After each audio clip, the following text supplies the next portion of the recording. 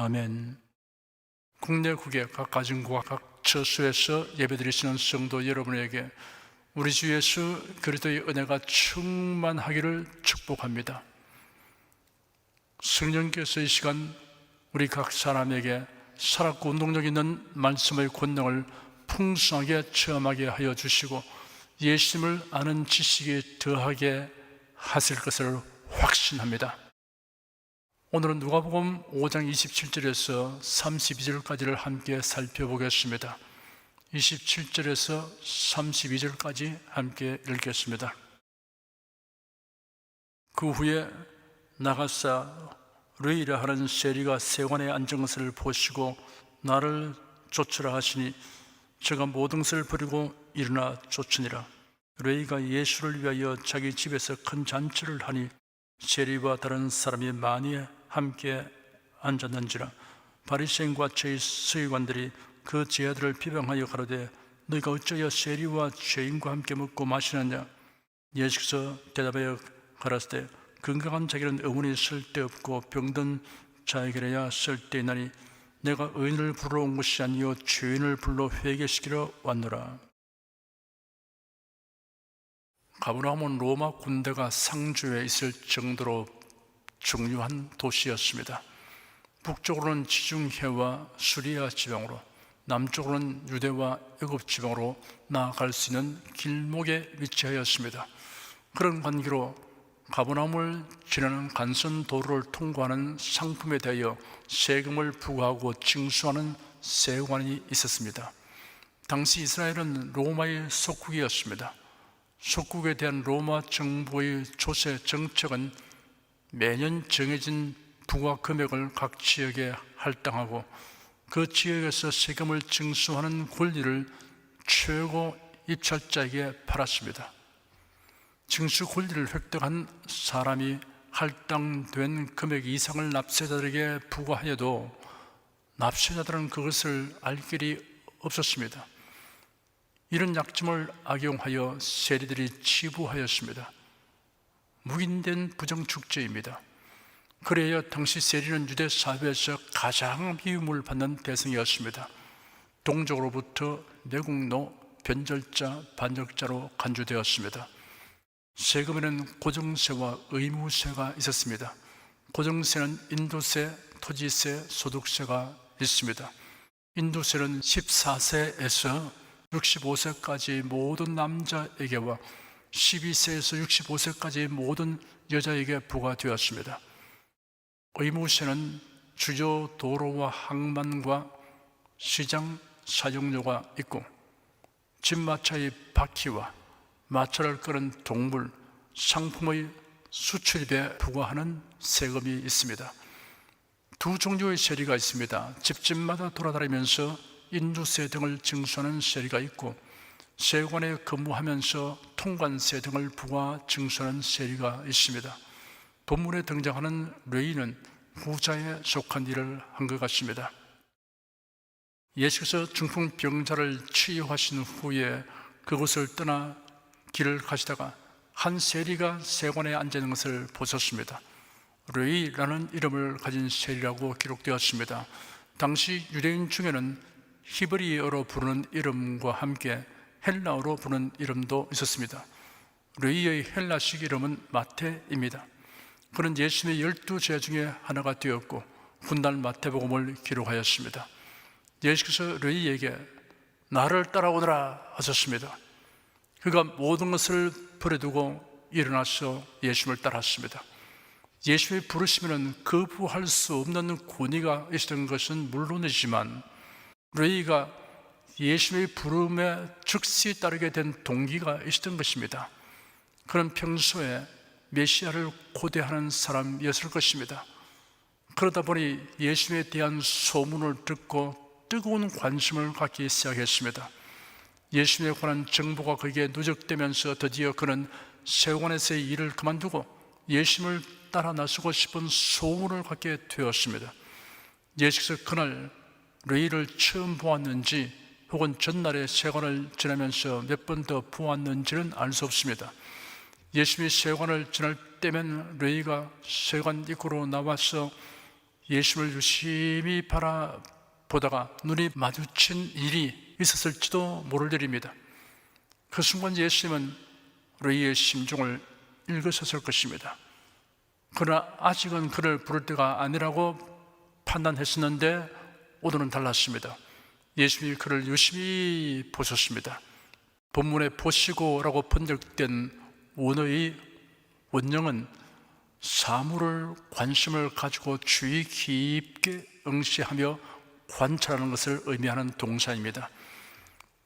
레이의 태도와 눈빛이 마치 예수님 나를 불러주세요, 주님을 따르는 제자가 되고 싶어요 라고 호소하는 것 같았을 것입니다. 이를 간판 예수께서 나를 따라오너라 하시니 그가 즉시 모든 것을 버려두고 따라 나섰던 것입니다. 마치 기다리기라도 한 듯 반응하였습니다. 출탁동시라는 사자성어가 있습니다. 소리, 줄, 쫄탁, 한 가지 동, 때, 시입니다. 병아리가 부화될 때 알 속에서 작은 부리로 미약하게 껍질을 쪼는 소리를 내면 알을 품은 어미 닭은 그 소리를 알아듣고 같은 곳을 큰 부리로 톡 쪼아줍니다. 드디어 알껍데기가 끼어지고 병아리가 나옵니다. 알 속의 병아리가 바깥 세계로 나가기 위해 애씀이 없는데 어미 닭이 알을 쪼면 나올 때가 되지 아니한 병아리는 죽음에 이르게 됩니다. 예수는 매사를 정확한 때 확실하게 일을 행하셨습니다. 시행착오라는 말이 예수님에게는 해당되지 않습니다. 예수는 경건한 소원을 가지고 이를 사모하고 갈망하는 사람들을 눈여겨보십니다. 그리고 가장 적절한 때 응답하십니다. 28절에는 저가 모든 것을 버리고 일어나 쫓으니라 하였습니다. 우리의 이러한 길단은 결코 쉽지 아니한 것입니다. 안정되고 수입이 많은 직업을 미련 없이 버리고 일어나 주님을 따랐습니다.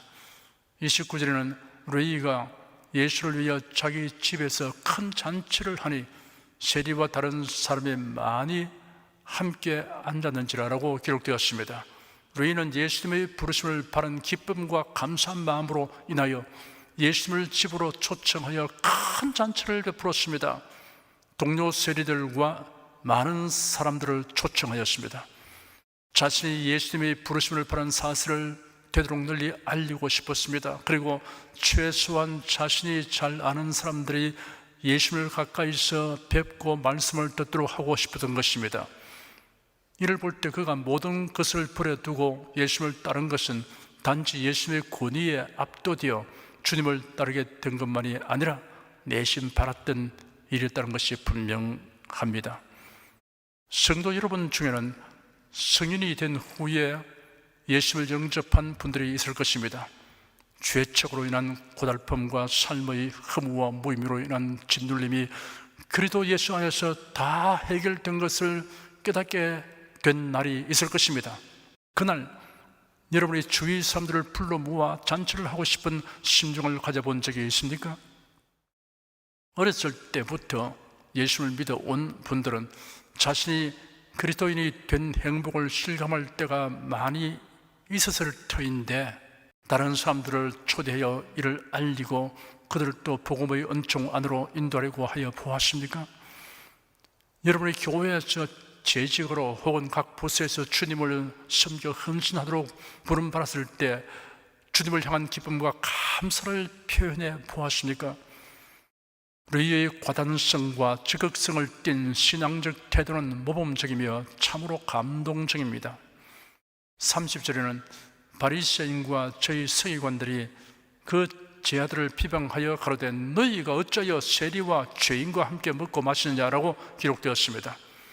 바리새인과 서기관들이 등장하는 것은 예상 밖입니다. 아마도 그들은 레이의 집으로 사람들이 모여드는 것을 알고 무슨 일인가 하여 와서 동정을 살피고 있었을 것입니다. 현장을 확인한 그들은 모인 사람들이 세리들 그리고 그들이 판단할 때 죄인으로 분류되는 사람들인 것을 알았습니다. 예수님과 제자들이 이런 부류의 사람들과 식사 자리에 동석한 것을 보고 수군거리며 비난했습니다. 죄인들과 함께 식사하는 것은 그들과 교제하는 것을 의미하기 때문입니다. 바리새인과 서기관들은 자신들은 율법을 배우고 가르치며 행하는 의인이라고 자부하였습니다. 그런데 예수님이 자기들과 교제하는 것이 합당한데 세리를 비롯하여 죄인 취급받는 자들과 식사 자리에 있다는 것은 비난받아야 마땅하다고 생각하는 것입니다. 그들은 사람을 판단하는 기준이 성경에 기록된 율법이라고 생각하지만 사실은 성경의 율법과 예언을 왜곡되게 해석하고 있기 때문에 판단 기준이 그릇되었습니다. 비록 그럴지라도 그들이 해석한 율법대로 살려고 대단한 열심을 내었습니다. 신앙생활은 반드시 열심히 있어야 합니다. 그러나 그 열심이 성경에 부합되지 않으면 헛된 것이 되고 맙니다. 사도 바울이 이를 예리하게 지적하였습니다. 형제들아, 내 마음에 원하는 바와 하나님께 구하는 바는 이스라엘을 위함이니 곧 저희로 구원을 얻게 함이라. 내가 증거하노니 저희가 하나님께 열심히 있으나 지식을 좇은 것이 아니라 하나님의 의를 모르고 자기 의를 세우려고 힘써 하나님의 의를 복종치 아니하였느니라 하였습니다.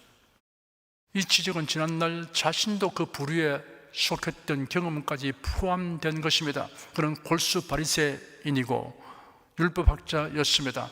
그런데 기독교회를 심하게 박해했던 적이 있었습니다. 31절과 32절에는 예수께서 대답하여 가라사대 건강한 자에게는 의원이 쓸데없고 병든 자에게라야 쓸데있나니 내가 의인을 부르러 온 것이 아니요 죄인을 불러 회개시키러 왔노라 라고 기록되었습니다. 죄인들과 함께 식사하는 예수님과 제자들을 향하여 비난하는 바리새인과 서기관들에게 예수께서 일침을 가하는 대답을 하신 것입니다. 복음의 핵심이 되는 매우 중요한 두 부분을 언급하셨습니다. 건강한 자에게는 의원이 쓸데없고 병든 자에게라야 쓸데있다라고 말씀하셨습니다. 의원은 구세주를 의미합니다. 병든 자는 죄인들을 의미합니다. 그러면 건강한 자가 누구입니까? 의인을 의미합니다. 그런데 바리새인과 서기관들은 의인이 아닙니다. 스스로 의인이라고 생각하는 자들입니다. 착각하고 오해한 것입니다. 자기들이 정한 기준에 의하여 판단한 자칭 의인들입니다. 인류의 조상 아담은 하나님의 명령을 거역하고 선악과를 따먹음으로 범죄자가 되었습니다. 인간의 본성에 죄가 들어왔습니다. 그리하여 후손들은 모두 죄성을 가진 죄인으로 출생합니다. 바리새인도 서기관도 예외가 아닙니다. 그러므로 사실상 건강한 자, 즉 의인이 없습니다. 로마서 3장에 의인은 없나니 하나도 없다고 하였으며 모든 사람이 저를 범하였으며 하나님의 영광에 이르지 못한다 하였습니다.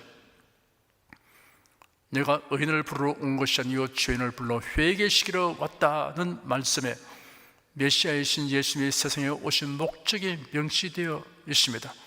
여기서 핵심 단어는 회개입니다. 성경의 중심 메시지는 구원의 복음이며 또한 천국 복음입니다. 구원과 천국은 회개하는 자에게 주시는 하나님의 은혜입니다. 윤리와 도덕, 철학과 사상, 학문과 종교, 자성과 선행으로는 구원과 천국을 얻을 수 없습니다. 오직 성경에서 말하는 회개 없이는 구원을 얻을 수 없고 천국에 들어가지 못합니다. 그러므로 회개에 관하여 바른 이해와 실천이란 더없이 중대합니다. 모든 사람은 회개에 관한 성경적 개념을 확실하게 알아야 합니다. 이는 아무리 강조해도 지나치지 않습니다. 회개를 몇 단계로 나누는 것은 부질없는 일입니다. 혼란을 줄 뿐입니다. 회개는 두 종류로 구분됩니다. 첫째는 불신자에게 요구되는 회개입니다. 이는 구원을 얻고 천국에 이르게 하는 회개입니다. 우리나라의 교회가 세워지던 초기에 크게 활약했던 인물 중에 최봉석 목사님이 있습니다. 1869년 평양에서 출생하였고 33세 때 예수님을 영접하였으며 45세 목사가 되어 86개의 교회를 세웠습니다. 최봉성 목사님의 전도 메시지는 매우 간단했습니다. 예수 천당, 이 두 마디입니다. 그 외친 메시지는 예수를 본받은 것입니다. 예수께서 공생애를 시작하시면서 전판 메시지는 회개하라, 천국이 가까웠다 입니다. 예수의 제자들도 나가서 회개하라, 천국이 가까웠다라고 외쳤습니다. 성경이 말하는 구원의 핵심은 천국입니다. 천국에 들어가려면 죄사함 받아 의롭게 되고 영생을 얻어야 합니다. 죄사함 받아 의롭게 되고 영생을 얻으려면 회개해야 합니다.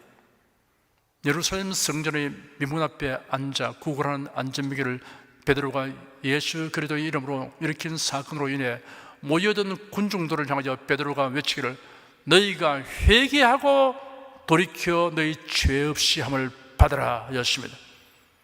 죄 사함을 얻게 하는 회개라는 말은 예수님이 친히 하신 말씀입니다. 예수님이 십자가에 못 박혀 죽으시고 장사한 지 사흘 만에 부활하셨습니다. 부활하신 예수께서 제자들이 모여있는 방에 호련히 나타나셨습니다. 예수께서 그들 가운데 서서 너희에게 평강이 있을지어다 라고 말씀하셨습니다. 또 말씀하시기를 그리스도가 고난을 받고 제3일에 죽은 자 가운데서 살아날 것과 또 그 이름으로 죄 사함을 얻게 하는 회개가 예루살렘으로부터 시작하여 모든 족속에게 전파될 것이 기록되었으니 너희는 이 모든 일의 증인이라 하였습니다. 죄 사함을 얻게 하는 회개라고 예수께서 친히 말씀하셨습니다. 생명 얻는 회개라는 말이 있습니다. 베드로가 이방인 백부장 고넬료의 집에 가서 설교하였고 거기에 모인 이방인들이 베드로가 전한 하나님 말씀을 받았다는 소문이 예루살렘에 알려졌습니다. 편견이라는 것은 참으로 진하고 강하여 좀처럼 제거되지 않습니다. 유대인들은 어릴 때부터 선민이라는 교육을 받습니다. 그리하여 이방인과의 차별의식을 갖게 됩니다. 이는 그릇된 선민의식이지만 일단 마음에 박히면 좀처럼 뽑히지 않습니다. 예수께서 제자들에게 너희는 온 천하의 만민에게 복음을 전파하라고 명령하셨음에도 불구하고 제자들은 오순절 수령 강림 이후에도 유대인들에게만 복음을 전하고 있었습니다. 그런데 베드로가 파격적으로 이방인의 집에 들어갔으며 그들에게 복음을 전했다는 말을 들은 예루살렘 교회는 충격을 받았습니다. 베드로가 예루살렘에 올라갔을 때 유대인 신자들이 그를 비난하였습니다. 베드로가 그들에게 그 일을 차례로 설명하였습니다. 하나님께서 환상으로 그에게 보이셨고 이방인 백부장에게는 천사들을 보내어 지시하신 사실과 그가 복음을 전할 때 그곳에 모인 사람들에게 성령이 임하여 그들이 방언을 말하며 하나님을 높인 사실을 말했습니다. 그런 다음 끝맺기를 내가 말하기를 시작할 때 성령께서 처음 우리에게 내리시던 것처럼 그들에게 내려오셨습니다.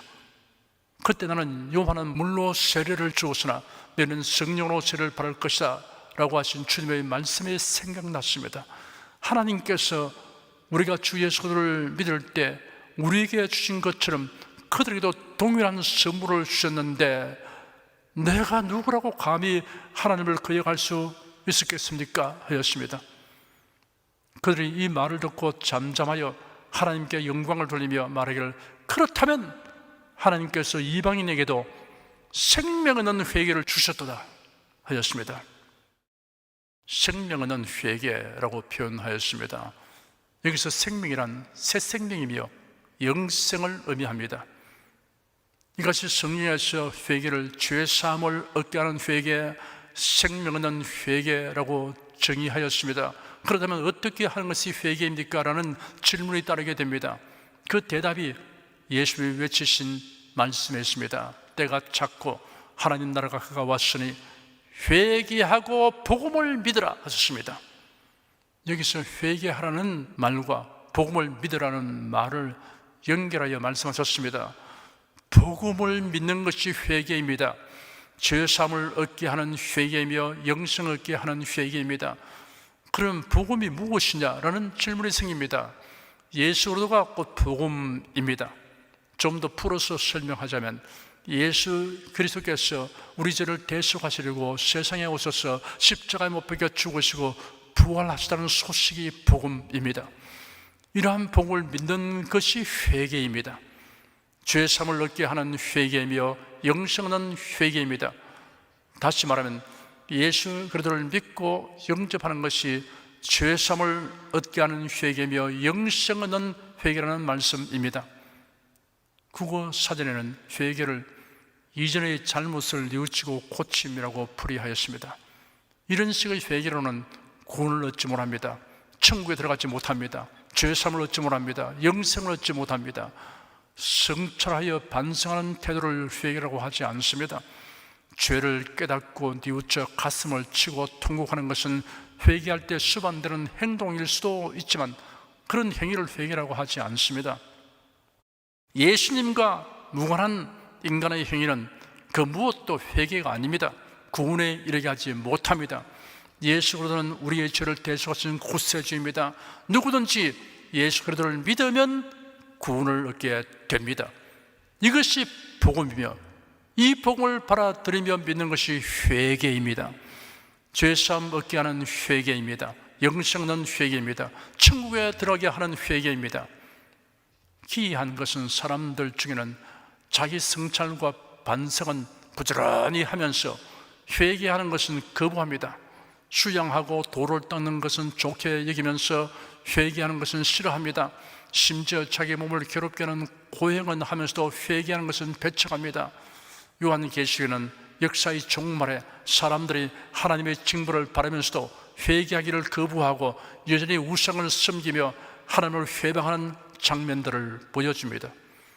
인간이 이룩한 찬란한 문명과 도시와 산업과 재물들이 일시에 무너져 내리고 불타게 되는 것을 사람들이 목도하고 울고 애통하면서도 회개하지 않습니다. 이를 볼 때 사람이 회개하는 모습보다 놀랍고 감동적이며 아름다운 것은 없습니다. 지진이나 홍수나 화재로 말미암아 사람들이 죽음의 위기에 처했을 때 구조대가 달려가서 이들을 극적으로 구출해내는 장면을 보는 이들에게 손에 땀을 쥐게 합니다. 구출되는 순간을 보는 사람은 누구나 박수를 치게 됩니다. 죄인이 회개하는 장면은 이에 비할 바가 아닙니다. 회개하는 사람이 멸망을 면하고 구원을 얻게 되기 때문입니다.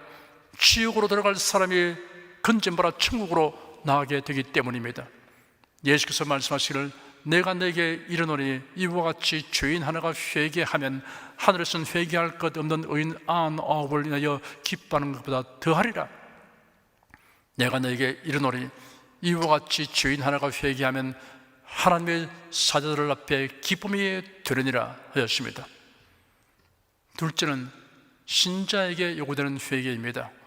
하나님의 사랑과 능력 안에서 살아가게 하는 회개입니다.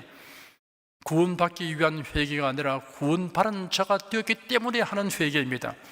구원받은 자가 일생 동안 행하게 되는 회개입니다. 이런 회개는 마음과 생활 태도를 바꾸는 것을 말합니다. 방향 전환을 하는 것을 의미합니다. 성도들에게 요구되는 회개를 몇 가지로 대별할 수 있습니다. 첫째, 일상 풍조를 분별 없이 따라서 행하는 것을 회개해야 합니다.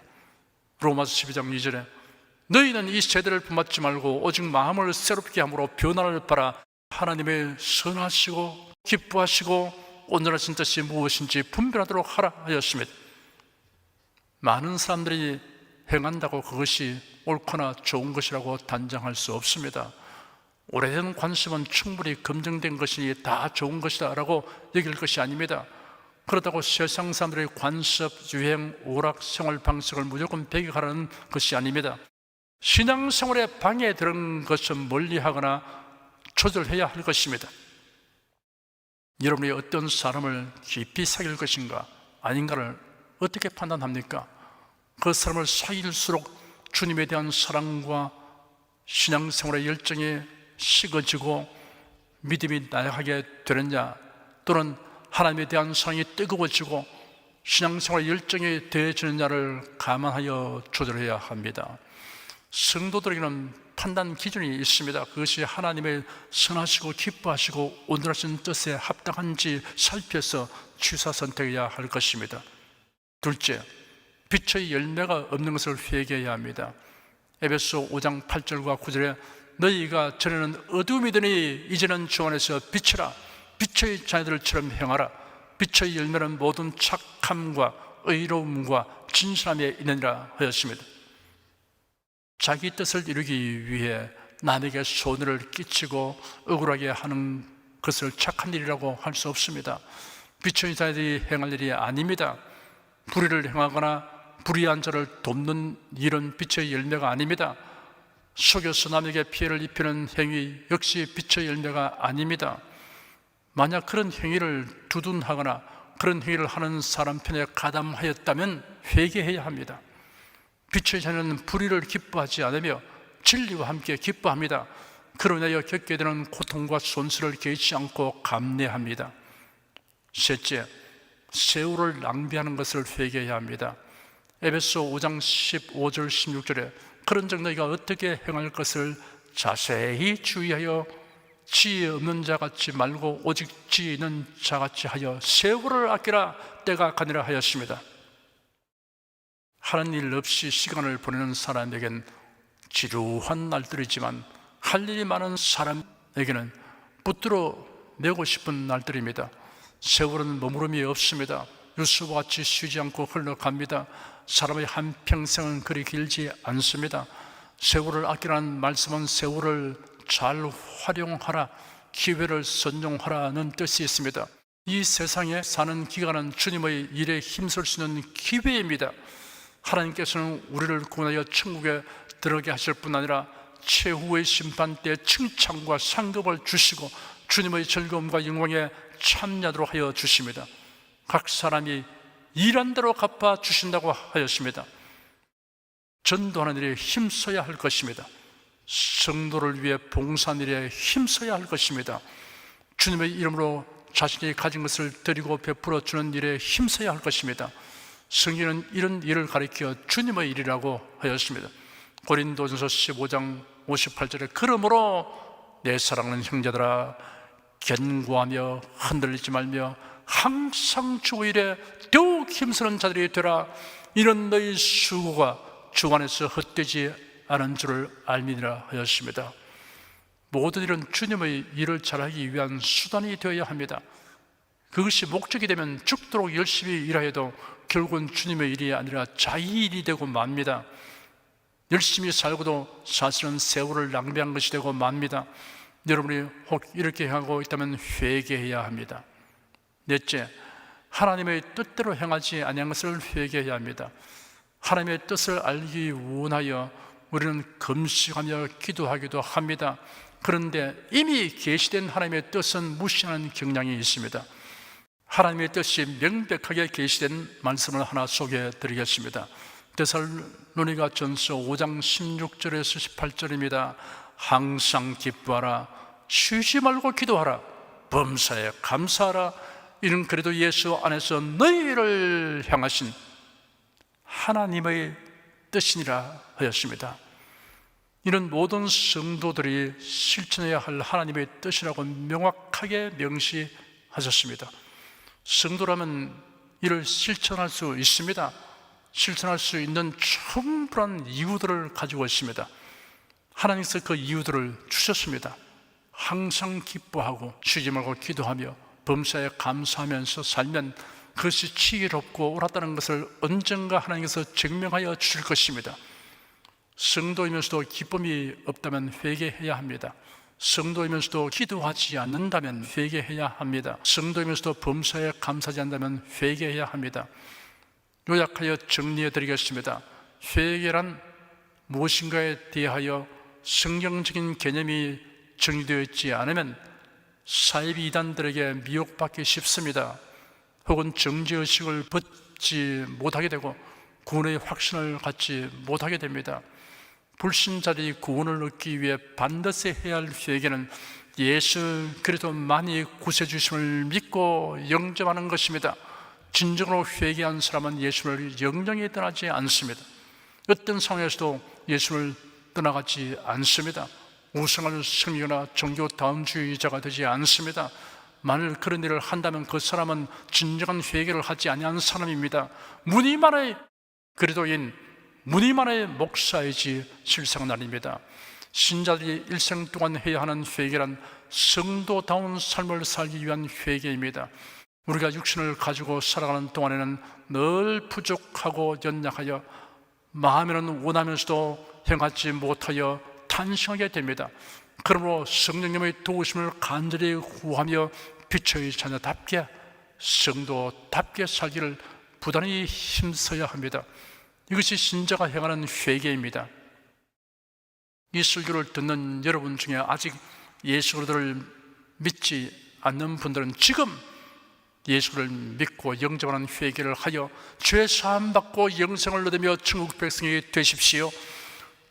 그리스도인이 된 여러분은 항상 자신을 돌아보아 그리스도인답지 못한 마음가짐과 생활 태도를 고치는 회개를 하여 신앙생활의 향상과 진보를 이루시기를 축원합니다. 기도하겠습니다. 허다한 사람들이 반성과 뉘우침과 자책과 성찰 그리고 선한 행실이 구원 얻는 회개라고 오해하고 있습니다.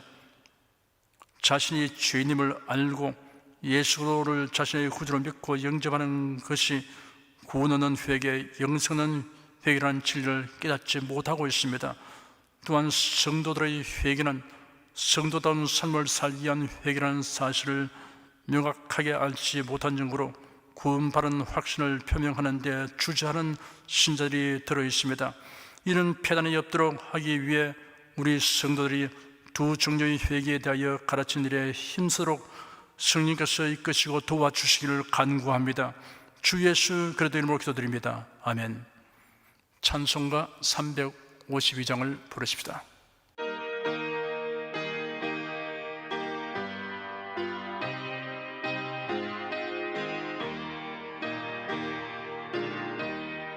내 임금 예수 내 주여 이 죄인이 주님 앞에 한없는 은혜 받고서 내 생명 모두 드리오니 그 풍성하신 은총을 주 내게 내려주소서. 내 임금 예수 내 주여 내 허물은 덮으시고 주 십자가에 흘리신 그 피를 믿는 마음을 보사 내 중한 죄를 사하여 참 평안함 맘 주소서. 내 임금 예수 내 주여 주 은혜에 감격하여 한없는 감사 찬송을 내 주님 앞에 드리오며 내 마음과 정성 다하여 널 기뻐하며 살리라. 내 임금 예수 내 주여 이 마음과 이 천한 몸 그 보배 피로 값주고 주 친히 사신 몸이오니 나 이제 사나 죽으나 주 뜻만 따라 살리라.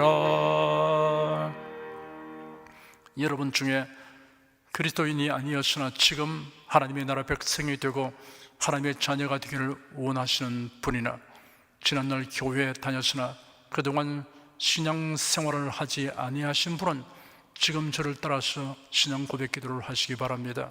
성도 여러분은 자신의 신앙을 견고히 하기 위해서 함께 기도하시기 바랍니다.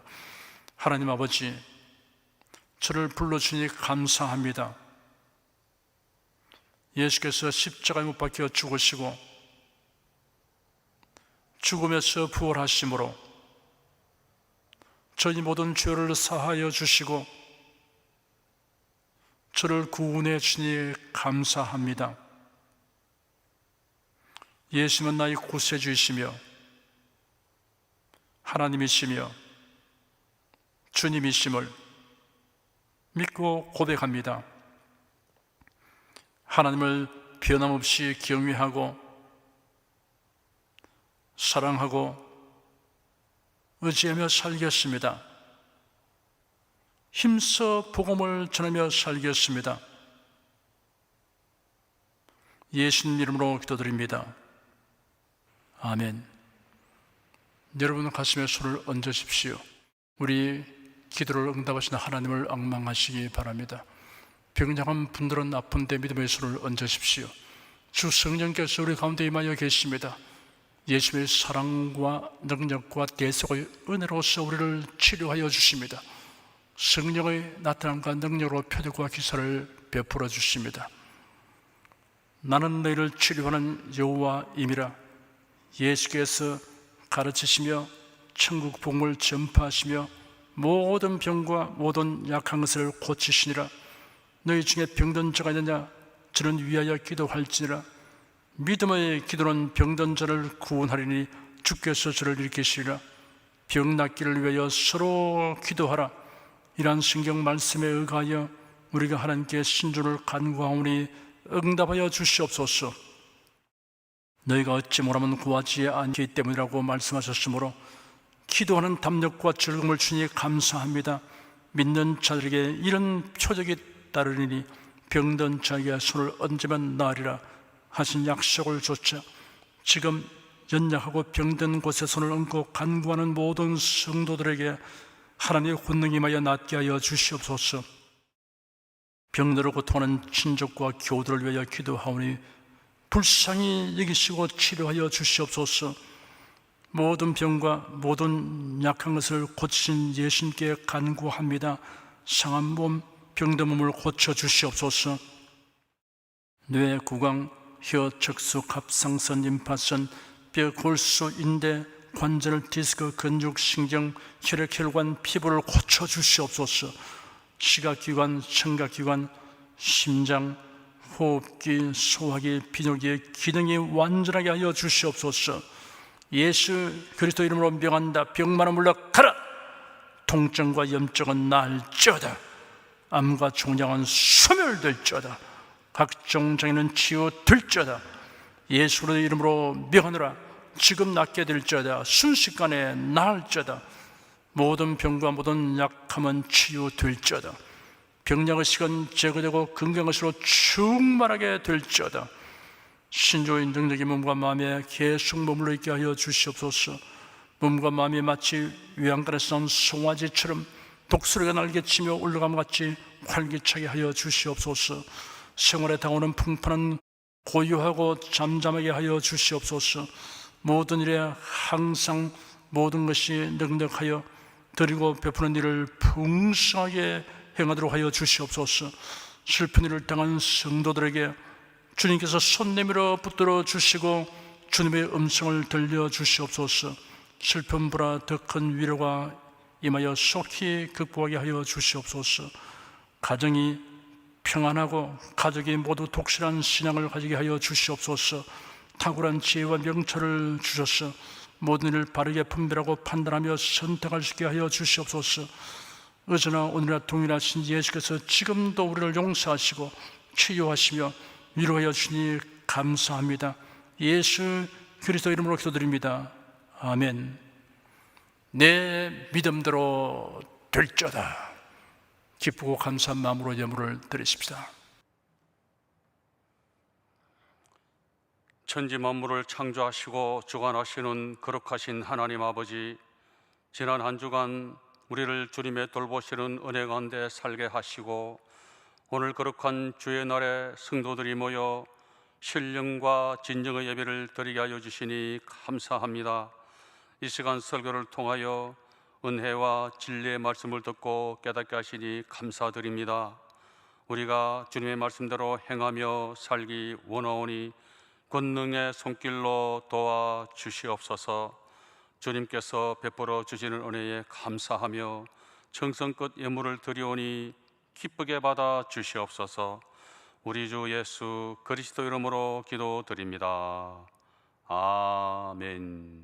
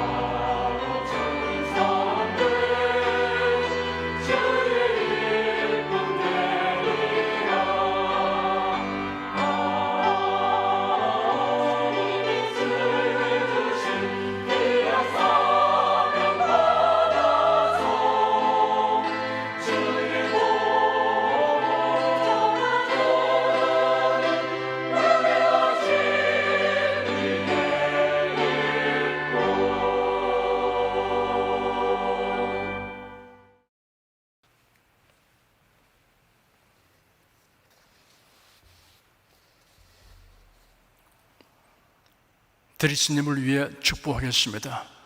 하나님께 감사헌금, 11조 건축헌금, 선교헌금, 일천교회 설립헌금을 드렸습니다. 향기로운 제물로 연락해 주시고 우리 성도들의 모든 손길을 부유하게 하여 주시옵소서. 예수 그리스도 이름으로 축복하며 기도드립니다. 아멘. 성령 부르겠습니다.